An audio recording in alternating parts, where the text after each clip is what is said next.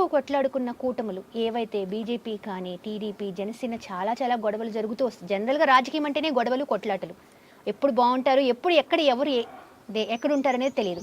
అయితే కూటమిగా ఏర్పడడం అనేది మంచి ప్రక్రియ అంటారా?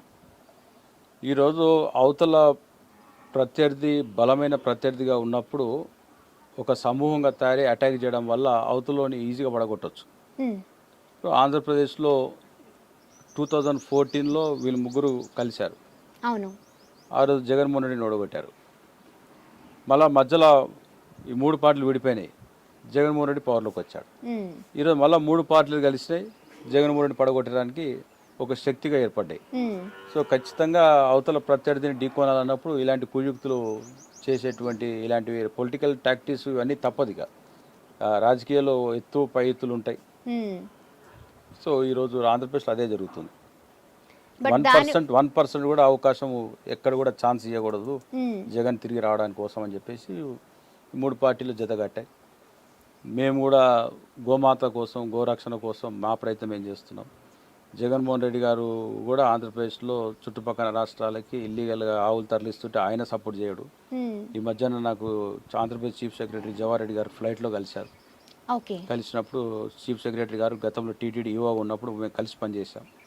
వారికి నేను నా మొబైల్లో ఉన్నటువంటి వీడియోస్ ఫొటోస్ ఆంధ్రప్రదేశ్లో ఏ విధంగా గోహింస జరుగుతుంది, ఏ విధంగా గోవులను అక్రమ తరలిస్తున్నారు పక్క రాష్ట్రాలకి, కేరళ తమిళనాడుకి పక్కకున్నటువంటి స్టేట్స్కి ఎలా తరలిస్తున్నారు విత్ ఫోటోగ్రాఫ్స్ వీడియోస్తో సహా ఫ్లైట్లో 1 అవర్ ట్రావెల్ చేసినప్పుడు మొత్తం చూపించేవారికి. చూపిస్తే సీఎం గారి దృష్టికి తీసుకెళ్ళండి, దీని మీద గట్టిగా మీరు ఒక ఆర్డర్ ఇస్తే సీఎం దృష్టి కూడా అవసరం లేదు, మీరు డీజీపీకి చెప్పండి గట్టిగా అని వారికి చెప్పిన. కానీ అందరూ కూడా ఇదేదో ఒక మతానికి సంబంధించినటువంటి సబ్జెక్టు, దీన్ని టచ్ చేయడం వల్ల ముస్లిం ఓట్లు దూరం అవుతాయి మాకని చెప్పేసి ఒక అపోహతోనే ఉన్నారు రాజకీయ నాయకులు. అసలు అలాంటిది ఏం జరగదు. మీరు గోవధ నిషేధ చట్టాలను కఠినంగా అమలు చేస్తున్నామని చెప్పేసి వీళ్ళు ప్రకటన చేయడం వల్ల ఏం నష్టం జరగదు. ఎందుకంటే కరోనా టైంలో దాదాపు ఒక 45 రోజులు గోవులని అక్రమ తరలించేది ఆగిపోయింది. అవును. ఎక్కడ కూడా గోహింస జరగలేదు. ఎక్కడో 1% ఎక్కడో వాడెవడన్నా మారుమూల ప్రాంతాల్లో జరిగితే జరిగిండొచ్చు, కానీ ఇంత పెద్ద ఎత్తున జరగలే కరోనా టైంలో. కానీ అందరూ కూడా తినకుంటూ ఉన్నారు కదా, గోమాంసం తినకుంటే అయితే జీవించారు కదా. సో మరి అది ఇప్పుడు బానేసినా కూడా అదే అలవాటుకి వెళ్ళిపోతారు. బిజినెస్ పీపుల్ కూడా మీరు ఇది వద్దు అన్నప్పుడు నెక్స్ట్ ఆల్టర్నేట్ వాళ్ళు చూసుకుంటారు. షీప్స్ ఉన్నాయి, గోడ్స్ ఉన్నాయి, మళ్ళా బాయిలర్ చికెన్ ఏవో ఉన్నాయి ఇక. సో వాటిని ప్రొడక్షన్ పెంచుకొని వాటిని ఎగుమతి దిగుమతులు చేసుకోవచ్చేమో. కానీ ఇది ఎక్కడ అండి, మన గోమాత ఇక్కడ భారతదేశంలో పుట్టి పెరిగినటువంటి మన దేశీ సంపదను తీసుకుపోయి కోసి విదేశం నోట్లో పెట్టడం అవసరం ఏమొచ్చింది మనకి? ఈ బీఫ్ అమ్ముకొని ఆ రక్తం కూడు పైసలు మన భారతదేశంలో నరేంద్ర మోడీ గారు మనందరికీ తినిపించే అవసరం మనకేమో అవసరం చెప్పండి. బీఫ్ ఎక్స్పోర్ట్స్లో భారతదేశం నెంబర్ 1 ఉన్నది. ఈ బీఫ్ని అక్కడ ఎక్స్పోర్ట్ చేసి ఆ వచ్చే డబ్బులు ట్యాక్సెస్ అవన్నీ ఆ డబ్బులు రక్తం కూడే కదండి అది తినేది. ఆ తినే అవసరం మనకి ఏం కర్మ పట్టింది చెప్పండి. ఒక్కసారి బీఫ్ ఎక్స్పోర్ట్ బంద్ చేయడం వల్ల దేశంలో గో సంతతి పెరుగుతుంది, అందరం కూడా హ్యాపీగా ఆనందంగా జీవిస్తామనేటువంటి విషయాన్ని ఎందుకు తెలుసుకోలేకపోతున్నారు? ఈరోజు శివకుమార్ చెప్తున్న విషయం కాదు ఇది. కరపత్రి మహారాజ్ గారు పెద్ద పెద్ద స్వామీజులు పెద్ద పెద్ద పీఠాధిపతులు ఉద్యమం చేశారు. వారికి నరేంద్ర మోడీ గారికి అన్నీ తెలుసు. వారికి ఢిల్లీలో వాళ్ళు చేసినటువంటి ఉద్యమము అవన్నీ ఆయనకు తెలియదా? నేను ఈరోజు కొత్తగా చెప్పాలా? అన్నీ తెలిసి కూడా నువ్వే దేశ ప్రధాని ప్రశ్నించి నువ్వు ప్రధానమంత్రి 10 సంవత్సరాలు అయినప్పటి నుంచి ఒక్క మాట కూడా నువ్వు గోవు గురించి మాట్లాడు. ఏమంటే స్కీమ్స్ తీసుకొస్తున్నావు అంటావు. అసలు గోవుని చంపడం ఆపడం మొదలు పెట్టాల్సిన సబ్జెక్టు. ఆవును బ్రతికించడం కోసం నా దగ్గర 100 రీజన్స్ ఉన్నాయి. ఆవును చంపడానికి కోసం ఒక్క రీజన్ చెప్పండి బీజేపీ వాళ్ళని. ఎందుకు చంపుతున్నారు ఆవులని చెప్పమంటే సమాధానం చెప్పరు. జాతీయ ప్రాణి ప్రకటిస్తే ఆవు బ్రతుకుతుంది కదా. ఇది మీరు మోడీ గారిని అడిగే డీటైన ప్రశ్న అంతే కదా. మరి ఇంకా ఇంతకంటే ఇంకేం ప్రశ్నలు అడుగుతాం చెప్పండి. ఆయన అన్న మాటలే మేము అడుగుతున్నాం. నేను కొత్తగా అడుగుతలేను. మేము ఈ టీటీడీ బోర్డు మెంబర్గా నేను పనిచేసినప్పుడు తిరుమల తిరుపతి దేవస్థానం తీర్మానం చేయించాను, గోవుని జాతీయ ప్రాణికి ప్రకటించాలని. గోరక్షణ చేసిన గోవిందుడు గోవుని జాతీయ ప్రాణి కోరుకున్నప్పుడు మనం చేయాలి. అది స్వామివారి పని, అది శివకుమార్ పని కాదు. అది స్వామివారి పని కోసం వారణాసి పోతున్నాడు నేను. ఆ పరమేశ్వరుడి దగ్గర పెట్టిండు స్వామి ఇప్పుడు పంచాయతీ. పరమశివుడు ఏది నిర్ణయిస్తాడు అనేది ఓటర్లు నిర్ణయిస్తారు. అక్కడ శివకుమార్కి యుగ తులసి పార్టీకి ఓట్లు ఎన్ని పడతాయి, ఓట్లు పడతాయా అనే సబ్జెక్ట్ కాదు అక్కడ. గోమాతని ఎంత బలంగా మనం ప్రచారం చేయగలుగుతాం, గోవుని జాతీయ ప్రాణి ప్రకటించాలనే అంశమే ప్రధానం అక్కడ. ఓకే. నరేంద్ర మోడీ గారి దృష్టిలో పడి వారు ఒక ప్రకటన చేస్తే దేశంలో ఉన్నటువంటి ప్రతి సెక్టర్ ఆఫ్ పీపుల్ ఆనందంగా వారికి భగవంతుడే వారికి మంచి ఇంకా ముందుకు తీసుకెళ్తాడు. ఈరోజు మూడోసారి వాళ్ళ దేశ ప్రధాని కావాలనుకుంటున్నాడు ఆయన. ముచ్చటగా మూడోసారి కావాలన్నాడు. ముక్కోటి దేవతలను కూడా కాపాడాలని మేము కోరుతున్నాం. ఓకే. దాంట్లో ఇది ఒక చెప్పాను కదా, వారణాసిని ఒక వేదిక వాడుకుంటున్నామని చెప్పేసి.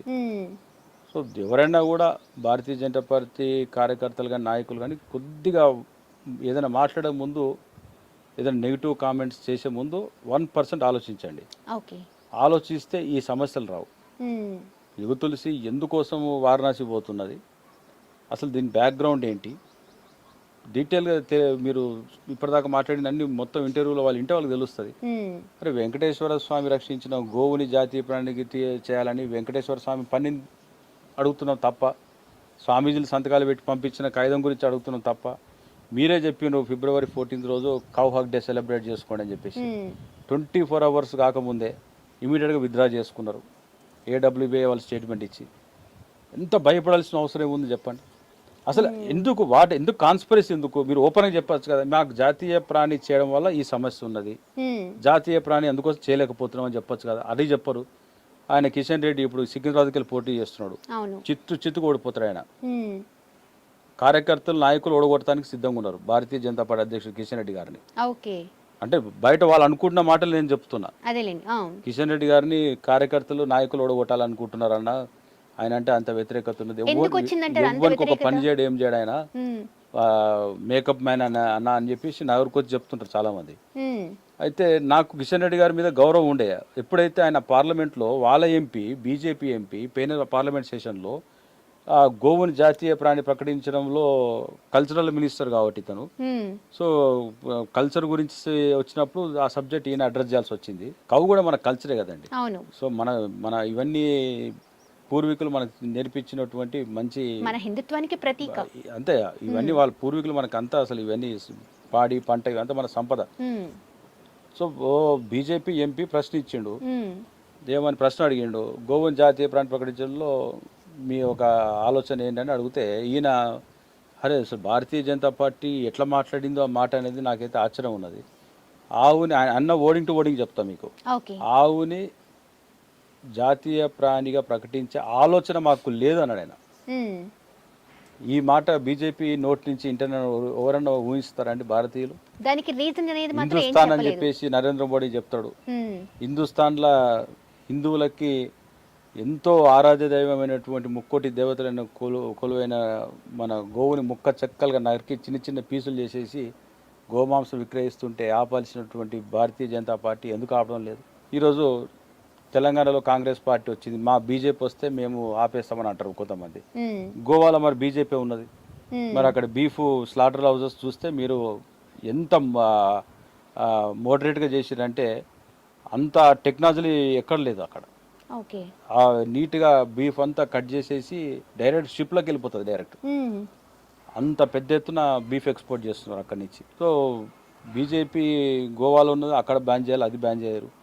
పోనీ ఇక్కడ కాంగ్రెస్ పార్టీని ఓడగొట్టేసి మళ్ళీ మీరు పవర్లోకి వస్తే చేస్తామని చెప్పని అంటారు. అసలు మీ సెంట్రల్ ఈరోజు ఎలక్షన్స్ జరగబోతున్నాయి, స్టేట్ పోలీస్ సరిపోదు, కేంద్ర బలగాలని అందరినీ కూడా డిప్లాయ్ చేస్తారు ఎలక్షన్ కండక్ట్ చేయనికే. అంత ఫోర్స్ సెంట్రల్లో ఉన్నప్పుడు 2 నిమిషాల బౌదూర్పుర ఓల్డ్ సిటీలోకి ఈ సెంట్రల్ ఫోర్స్ వదిలితే ఒక్క 10 నిమిషాల టోటల్ స్లాటర్ హౌజులు బీఫ్ షాపులు ఎగిరిపోవండి. సబ్స్క్రైబ్ చేయండి. Please do subscribe to. Please like, share and subscribe to top Telugu TV. Top Telugu TV. Top Telugu TV.